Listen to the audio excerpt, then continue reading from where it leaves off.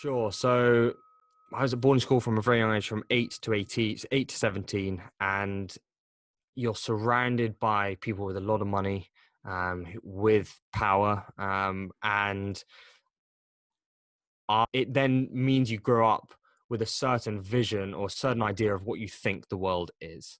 And the world is not like what I thought it was when I was in that little bubble of people. I was at a school of 500 people, not big, but 500 pretty wealthy people who own a lot of land around Scotland, and Scotland's small.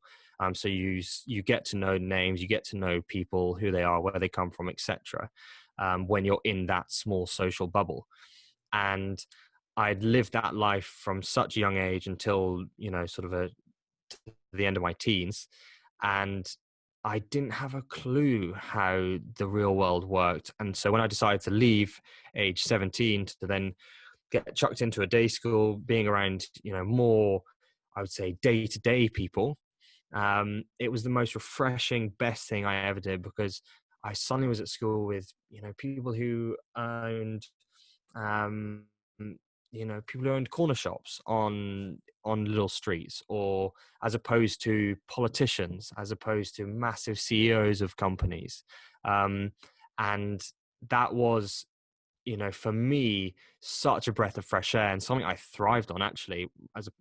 Thrived on it, because it wasn't a case of, what does your dad do? How much does your dad earn? What car do you drive? Kind of thing, which is a load of absolute bollocks.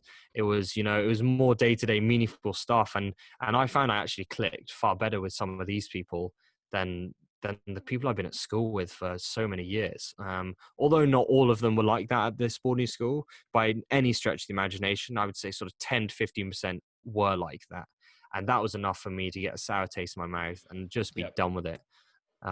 So yeah, if best moment, no doubt, or before and after, in hindsight, was leaving that boarding school age 17 and just going to a day school where I was surrounded by more day-to-day real people.